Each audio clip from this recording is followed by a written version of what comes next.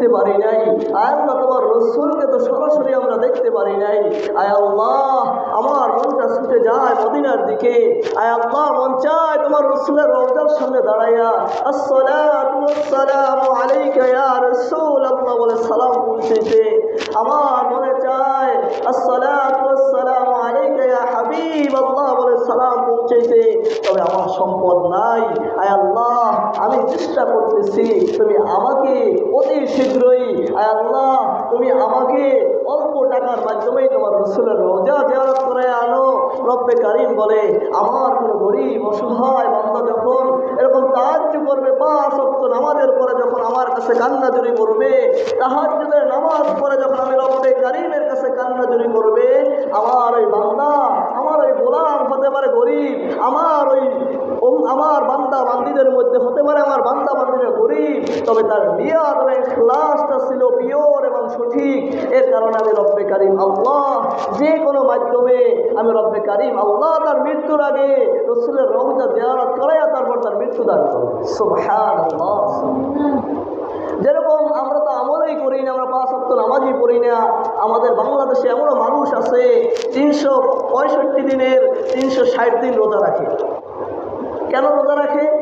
ওই মুরব্বীর জবান থেকে শুনেছি, মুরব্বী বলতেছে হুজুর আমি বছরে 360 দিন রোজা রেখেছি একটা নিয়তে, সেটাই হলো আমি যেন আমার মৃত্যুর আগে রসুলের রওজার সামনে দাঁড়াইয়া সালাম পৌঁছাইতে পারি। সুবহানাল্লাহ। আর 5 দিন রোজা রাখা হারাম, 365 দিন বছরে 5 দিন রোজা রাখা হারাম। এই 5 দিন বেঁধে রেখে 360 দিনে রোজা রেখেছে। আর আপনি আমি তো 5 ওয়াক্ত নামাজ পড়েও একবার কান্নাকাটি করি না, একবার রব্বে কারীমের কাছে চাইও না আয় আল্লাহ আমাকে একটু রসুলের রওজার সামনে হাজির করো। আয় আল্লাহ যার সুপারিশ ছাড়া পরকালে আমি নাজাত পাবো না, আমি মুক্তি পাবো না, আমি জান্নাত পাবো না, আয় আল্লাহ সেই নবীর রওজার সামনে যেন আমি উপস্থিত হতে পারি, এমন নিয়ত যদি আমি হুজুর করতে পারি, আপনি যদি করতে পারেন, হতে পারেন আপনি গরিব, হতে পারেন আপনি গাছতলায় থাকেন, রব্বে কারীম গরিব দেখে না, অসহায় দেখে না, ধনী দেখে না। রব্বে কারীমের সাথে যেই বন্ধুত্ব জড়াতে পারে, রব্বে কারীম যে কোনো মাধ্যমে, যে কোনো কৌশলে, যে কোনো সিস্টেমে অটোমেটিক রব্বে কারীম ডাক দিয়ে রসুলের রওজা জিয়ারত নসিব করে দেয়।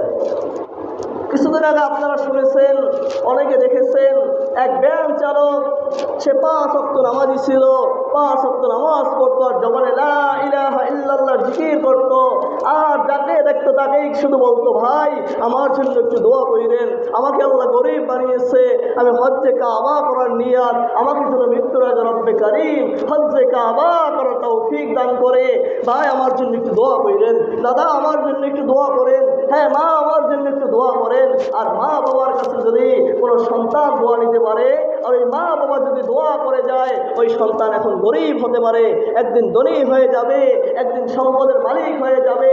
আর ওই মা বাবার নিয়াত এবং মা বাবা যে দোয়া করেছে, এই দোয়ার মাধ্যমে রব্বে কারীমের ঘর কাবা এবং রসুলের রওজা জিয়ারত নসিব